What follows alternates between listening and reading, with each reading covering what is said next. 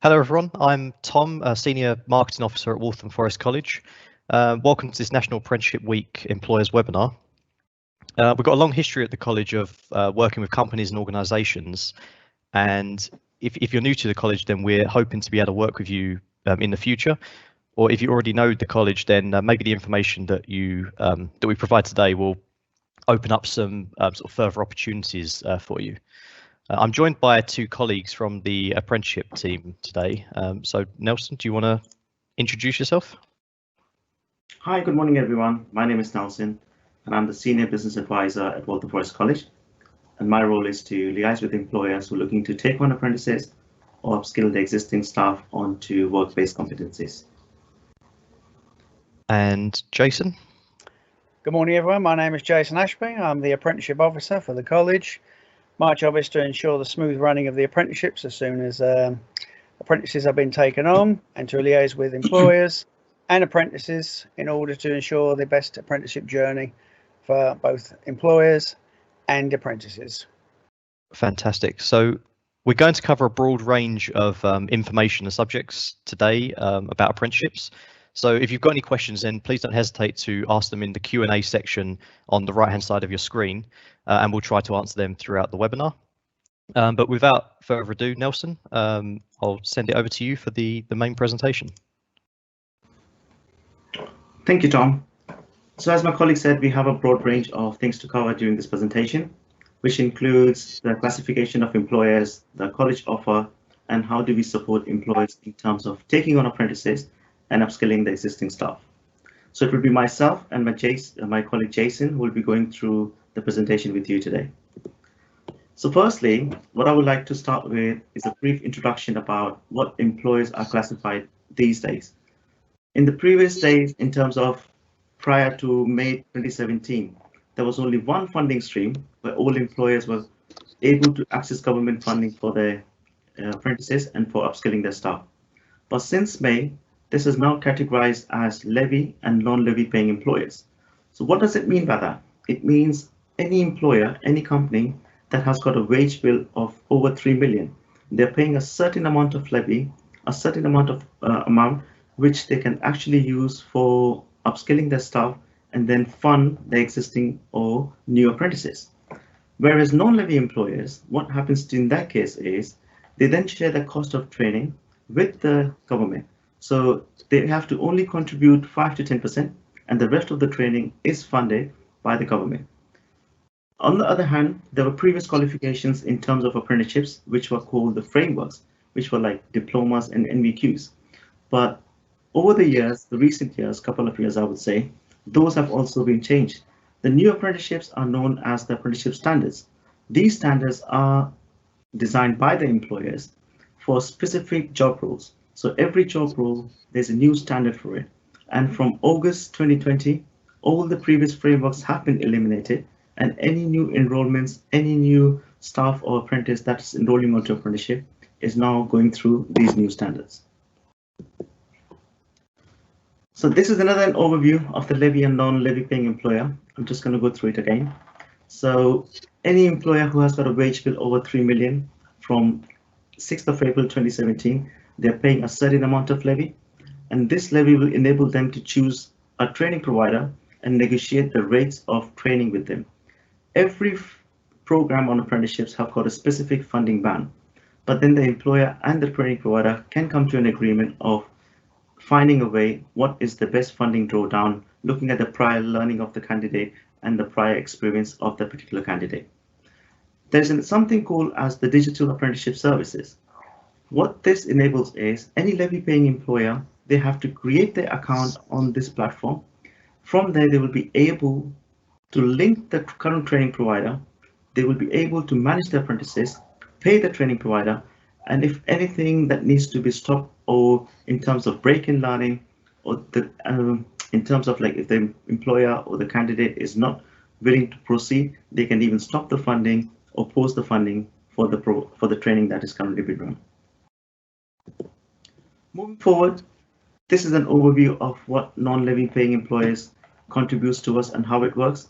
So non-levy paying employers are the employers who have got a wage bill of less than 3 million. They do not pay the levy, and roughly around 98% of the employers fall under these categories. But recently, or from last year, even the non-levy paying employers have to create their account on the digital apprenticeship services. It means they have to enter their PAYE details, they have to enter their other account details in order for them to activate their apprentices, allow a college or a training provider to access their funding, and if anything is not going on according to what was discussed or what is initially agreed, they will be able to stop or pause payments to the training provider. In terms of employer contributions, there are no employer contributions for small employers. It means any employer who's got a employee size of less than 50 in the last 365 days, they do not contribute toward the cost of the training, only for employees or apprentices who are 16 to 18 years old and who are 19 plus but have got an EHCP plan. So in these categories, small employers don't even contribute towards the cost of the training. On this slide, you can see about the apprenticeship eligibility. As an employer, you will be able to recruit new apprentices, or you can even enroll your existing staff so they can be upskilled on their work-based competencies. Every apprentice, either you take on a new candidate or enroll your existing staff, have to be 16 years of age by the time they are enrolling on that particular apprenticeship. Another eligibility criteria is they have to spend 50% of their working time in England. They should have the right to work within the UK, and they should be in the UK or EU for the last 3 years. There are some exemptions for armed forces and their families. One more thing, which recently, because of the pandemic and other changes of employment, if an employer decides to make any apprentice redundant within the 6 months of the plan date, they would then be able to still continue with the program and be able to finish the program while being fully funded. And there will be no extra cost from the employer, or there will be no cost towards the candidate as well. Any apprentice that wants to enroll onto a course, they can go onto a lower level of the program. For instance, let's say if someone has got a level 4 qualification already, but wants to do a level 3 or level 2 apprenticeship program, they are still eligible, but it all depends if the new job role allows them to gain new skills within that role. So that's what it means by that. Moving forward, here we have like what's called the employer responsibilities. Like when an employer takes on an apprentice, these are the main responsibilities by which the employer have to abide by. They have to provide an employment contract for at least 30 hours per week for the duration of the program. The duration of the program varies from level 2 to level 3 into higher apprenticeships. The minimum hours any apprentice have to do is 30 per week. Now from these 30 hours per week, the employer have to release an apprentice for 20% of the time to attend college, and this is known as off-the-job training. This off-the-job training includes mentoring, shadowing, research, assignments, and other activities that are related to their course. If an employer is happy to provide more working hours, it's like 35 hours or 37 or 40 hours, still the same rule applies. 20% of the time comes to the college for the off-the-job training, and remaining can be utilized in the workplace for the day-to-day duties. They have to ensure that they provide apprentices necessary on-the-job training in order for them to perform job roles successfully, and they have to ensure the safety of the apprentice in the workplace. These are the main responsibilities that lies with an employer. On this slide, you can see the training provider responsibilities. So as a training provider or a college, we will ensure that we cover all the elements of the program. There will be some assessment criteria which have to be marked by the assessor. There will be assessments in the workplace because it's all work-based learning. The assessor will be visiting the employer's premises with prior agreement of the line manager or the supervisor to ensure he or she is able to observe the apprentice and to mark the assessment criteria and to progress the candidate towards the endpoint assessments. And the training provider responsibility is to ensure the training and optional units are relevant to the job role. Every qualification comes with some mandatory units and some optional units. that will also be decided with the employer to ensure that it matches the job description and the job role of that particular candidate in that role. We provide advice and guidance and counseling to apprentices as required. So as an apprentice is enrolled with any training provider or college, they are classified as a full-time student. They can attend the college alongside, they can access college facilities that are available to other students at the same time. We do carry out regular progress reviews to ensure apprentices are learning new vocational skills and the employer is aware about the progress of the learner at any given point. And we provide regular updates and feedbacks on apprentices' progress to the employers in terms of attendance, because that day it's been agreed by the employer and it's been paid by the employer. So therefore, it becomes the training providers, the college's responsibility to inform the employer if the candidate has missed any sessions without prior knowledge of the employer or has been agreed with the employer. So that all lies with the responsibility of the training provider. Nelson, sorry, can I just ask a question? If is the day that the apprentice has to go into training, is that going to be the same day every week? Mostly it remains the same day throughout the whole program, but there are instances where if a new academic year starts, and because we run programs on a roll and roll off basis, so ideally if it's a Friday, it would remain a Friday throughout the course. But if in the next academic year there's a change of tutor or there's a change of program and there are more candidates joining the same program, so there might be, but that usually doesn't happen. But mostly it's the same day of the week the candidates attend the college. Okay, and a candidate is able to, or you can start an apprenticeship at any time during the year. That's right. That's right. So we run in programs, apprenticeship programs, on the basis of a roll and roll off basis. So what that means is there are certain intake points throughout the year where we have new units starting. So we give enough time for a new candidate to join the class and they can come back to the missed sessions as they progress on with other learners in the class. Has that answered your question, Tom? Yes, thanks very much. Yeah.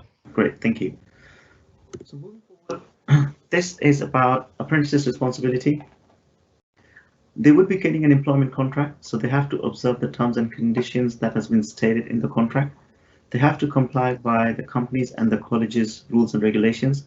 They have to behave in a responsible manner and take care to avoid injury to themselves and others, even in the college or in the workplace. In both working and training, they have to be diligent and punctual. They have to attend the weekly sessions or the assessments and keep record of any training that has been done online as the monitoring of the 20% of the job training. They have to take part and contribute in the progress reviews because that information is then also shared with the relevant line managers and supervisors.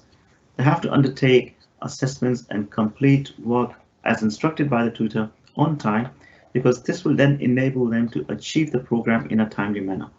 All apprenticeships, as I said earlier, have got specific durations. So in order for any candidate to complete their coursework on time will enable them to achieve programs in a timely manner. Now I'm going to pass on to my colleague Jason, who would then take it from here. Sorry, just before we go to that, I've got another question actually regarding the apprentices.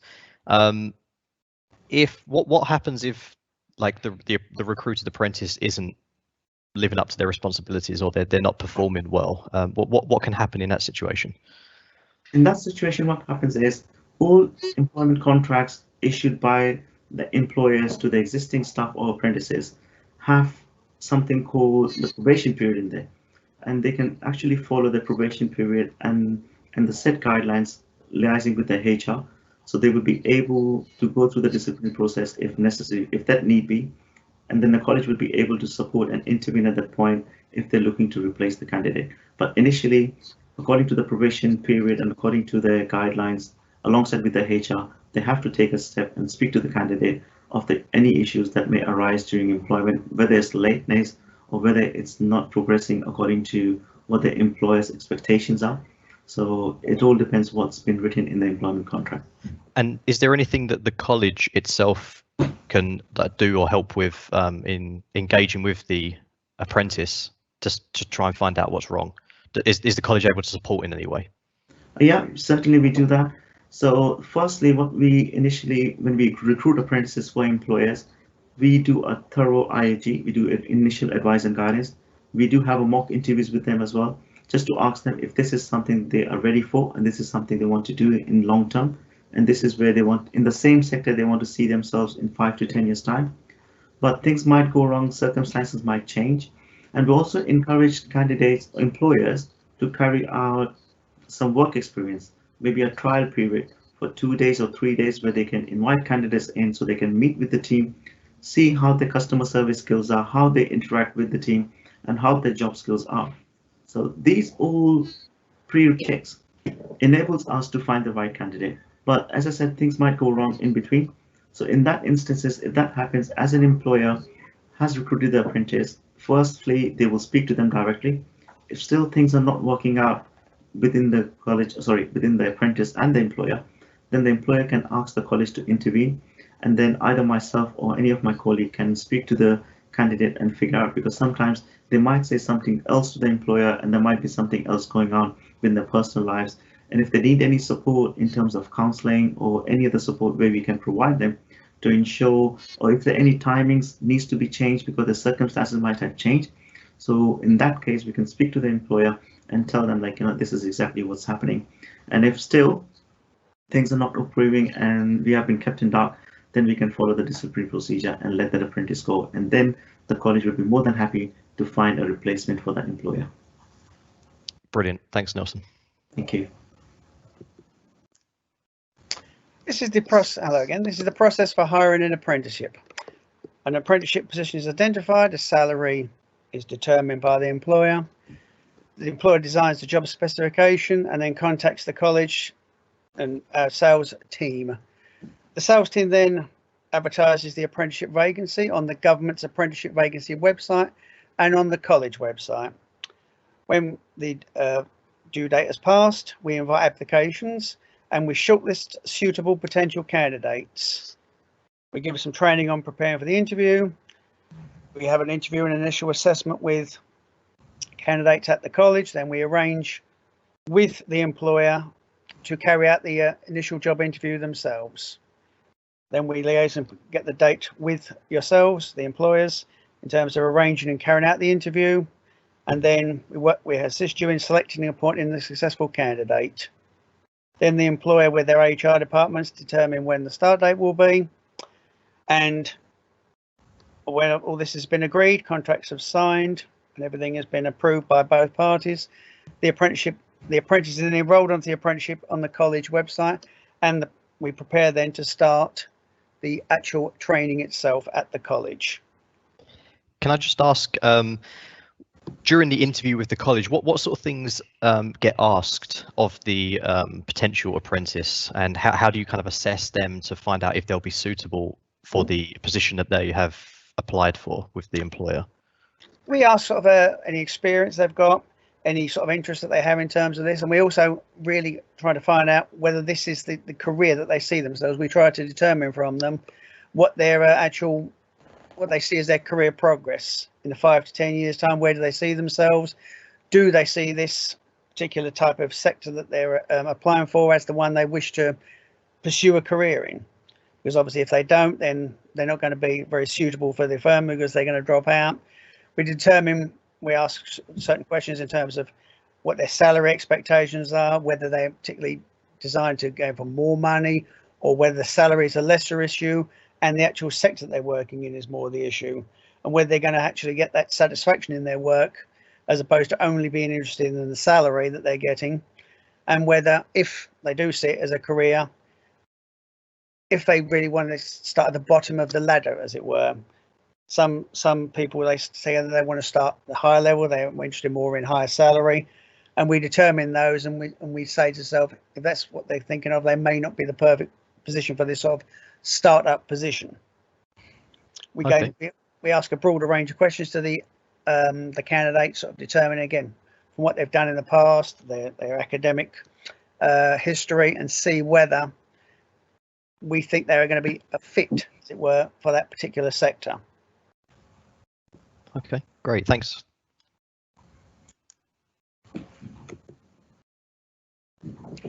These are the apprenticeships we offer. We offer a broad range of apprenticeships, as you would see here.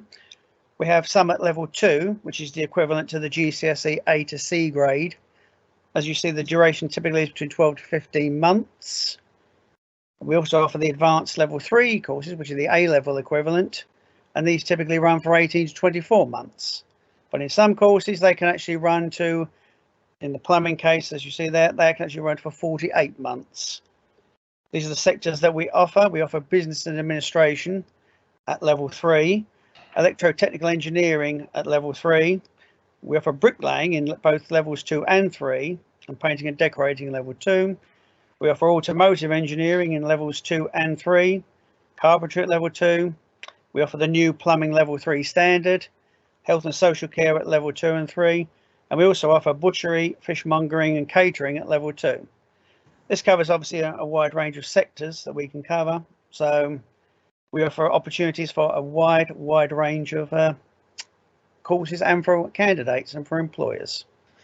So if there was, I just want to, if there was any employers watching that were not in those sectors that we currently cover, is there scope in the future for us to explore working with them and trying to find apprentices for them? Well, yes, there is. We work with a wide range of other providers that can assist in a range of different fields, that we can put the employer together with them and to produce the training. We offer fashion companies, other care companies, many different ranges, and even engineering companies. If the employer came to the college, we could source a candidate for them, and we can source providers that can assist them in an even greater range of sectors. Okay. One question that we've had is, does the college like provide any upskilling, so like existing staff of the business? Do we do anything anything for that as opposed to just new apprentices? Oh yes, we can offer those. We offer English and maths courses, ICT as well. We can assist current employees with training and say to upskill English and maths. We offer English and maths qualifications and tutoring. We can also offer, again, we have many industry specialists who work for the college who can assist also in determining, depending on which field they need, with upskilling in these areas as well. We can tailor things to many employers' needs. Okay, brilliant. And a question's just come in from Lee. Do you do an apprenticeship in facilities management? At this moment, I don't believe we do, but we have people that could offer that. We have someone who's doing property management now, so we have, again, a person that we work with that we could put this person in touch with, who could perhaps facilitate that, if you will, for them. We do have, as I say, these many industry specialists who might be able to assist this person if they get in contact with us.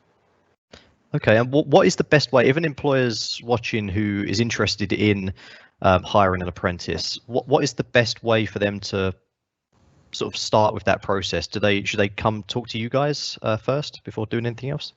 Yes, that would be best. Yes, either Nelson or myself. Nelson, in the first instance, would speak to the employee, would give them the broader range. He would give them more specifics than we've dealt with here. He can then work this whole thing through with the employer in terms of all the details, and he can then, as I say, he can do the thing with putting the vacancy on the National Apprenticeship website. He can help, again, source candidates and liaising with the employer, pick the candidate that would suit them best. That would be the best thing to do in the first instance. Okay. And sorry, Nelson. Yeah, I would like to say, any employers watching on here, if you're interested to recruit any apprentices, or even if you're thinking of upskilling staff, there was a question about upskilling staff, as my colleague mentioned about English and math. But there are other work-based qualifications where you can even enroll your existing staff for them to gain the work-based competencies. They can even enroll onto apprenticeships. So apprenticeships is not only for hiring new candidates, your existing staff can also be enrolled on it and gain the qualifications alongside when they are working in the company. Now, any employees watching on here and you want us to get in touch with us, I would say, if you can email us your details, if Tom can put that email up, apprenticeships with an S at the end at waltham.ac.uk, and we are arranging one-to-one sessions with employers on this Thursday. But if that's a too short notice for you, then we can liaise with yourself, check your availability, then we can arrange a meeting, one-to-one meeting with you to identify your training needs and your recruitment needs. So that shouldn't be a problem. Then we can look into what's the best possible way for, as a college, for us to support your training needs. Like in terms of if you're looking for anything that is not currently on our training list, that is not currently on offer by the Waltham Forest College, we can do is we can look at different avenues, like either partnering with another organization who's currently delivering that qualification, or if we have got a number of staff, because as a college we do have range of tutors working within the college, and if this is something that we can work with you in terms of numbers, because it all depends. If you have a cohort, maybe a number of 7 to 8 learners, where you can start a group within the organization. They don't have to attend on the same day. We can have different days, so there's minimum disruption to the workforce, and we can work alongside with you to ensure that your needs are met and your staff is trained to get their competencies in the workplace. Okay, we've just had another question come in again from Lee. Good question, saying that they're in northwest London, so would that be a problem for the apprentice? And I guess that following on from that as well is, what is kind of the catchment area for your apprentices, and who you work with? Is it London based, or can it be further afield? Ideally, we do cover Pan London. Even when we recruit apprentices, and if an employees, we have employees that are based in Teddington, where we have hired apprentices locally for them. The only thing we have to ensure is that the candidate is happy to attend college, but nowadays most of the learning is online, so that's not a problem, whether it's in North London or whether it's in Northwest London. And even if it's outside London, we can look at the areas, because we were working with a butchery employer where the factory was far away, was somewhere in up north somewhere, and we were also working with those sort of employers. So the distance and catchment area is not really an issue for the college. It all depends, like, if we are able to deliver and the employer is happy to work with the college, that shouldn't be a problem at all. Okay, and I've come across the term before, a block release training. So could you just explain to us what block release training is? So what happens is there are different modes of training. The first one you might have heard is a day release, which the college actually works on. This means that the candidate, the apprentice or the existing staff, engages with the college or with the assessor on a weekday basis. So every week he or she will be meeting with the tutor in order to do one-to-one sessions or coming to the college. What happens in block release is that an employer allocates, let's say, a week or maybe 3 weeks of the first instance of the year for the candidate to attend college continuously. So in that period, they will be continuously attending college and not going in the workplace. We used to do that for one of our butchery employees as well, where they used to come and have the block release for the whole week. They would be coming to the college because they used to travel from all over the country. So they were living somewhere in London and they will be attending college for the whole week. That's a block release. And the rest of the 3 weeks, they will then be going to the workplace and not attending college on a weekly basis. So the block release basically is either the whole week or maybe the first 2 weeks of the month. They are continuously doing the program and they don't have to attend college for another few weeks or maybe a couple of months. So that's the difference between block release and day release. Okay. I was just going to ask that, obviously during this sort of pandemic crisis that we're in at the moment, what are some of the incentives of somebody taking on maybe an apprentice as opposed to a full-time member of staff, somebody else that's not on an apprentice? There are grants available to employers where they can access a grant of £1,500 to £2,000 for recruiting any apprentice during the pandemic, and the government has been increasing the amount of grants. So if an employer is here and wants to inquire about the more grants and what incentives as an employer you can claim, and there are also like 16 to 18, you don't have to pay employer contributions as well in terms of the NI contributions. So these are the things which we can help employers to identify that, and those amount of grants are VAT free. You can use it for your staff development, you can use it for anything else within your organization. So these are the grants available for employers to take on new apprentices, not for the existing staff, but this is the government initiative to upskill youngsters and to reduce unemployment. So there are grants available in terms of when you take on young apprentices within your organizations. They used to be only for 16 to 18, but now the age limit has been extended as well. So if you need further information, we can look into your training needs and provide you some detailed information on that. fantastic. Thanks very much, Nelson. Nelson, I'll just ask you one more. So, do we offer anything higher? Do we have anything that's higher than level 3 currently, or do we just do up to level 3 apprenticeships? We have started delivering. We have started delivering level 4 and level 5 apprenticeships as well. So, and that's purely in the care sector. So, if any care employers is watching, we do adult care practitioners qualifications, which are for care managers and residential care managers. But if there's any specific need in terms of management or any other thing you can think of, like management level 4 or level 5, or in any other sector at level 4 and level 5, as we said, that we can certainly look into it, because we have tutors available within the college who are capable enough to deliver level 4 and level 5 higher apprenticeships. Okay, fantastic. So I think that we haven't had any new questions come in, and we've covered everything that I think we wanted to cover. Is there anything else, Jason or Nelson, that you wanted to add to what we've said so far? All I would say is, like, if an employer would like to, like, meet with us, Tom, if you can please add that email address in the chat, or maybe show it somehow.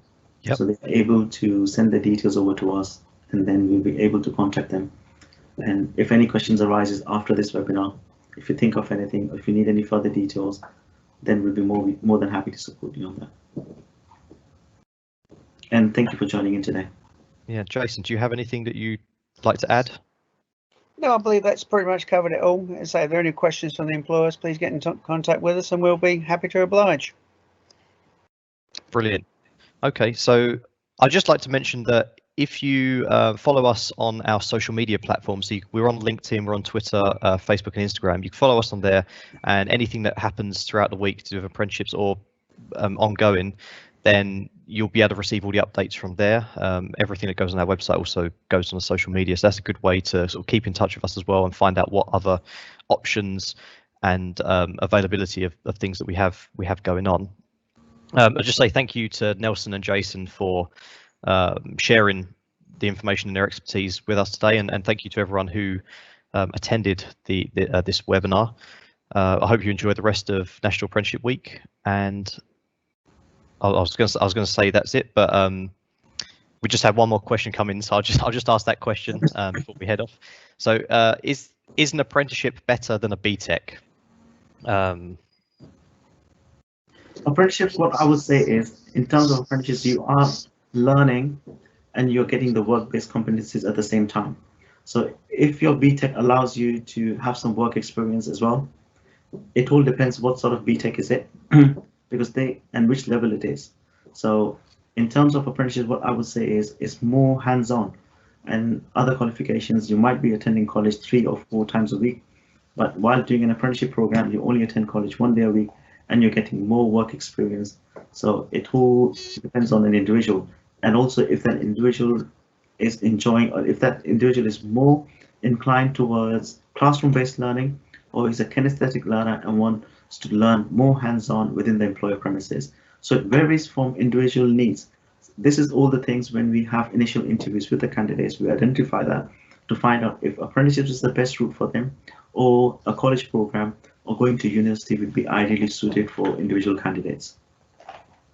Okay, and I mean, not all apprenticeships are going to be so practical anyway. I mean, obviously you've got the sort of plumbing and construction based ones, but there's also the business administration and ones like that to go alongside it as well. So there is something for everybody. I mean, there is, what is it? I mean, almost every career that you can imagine out there you would be able to find an apprenticeship for as well.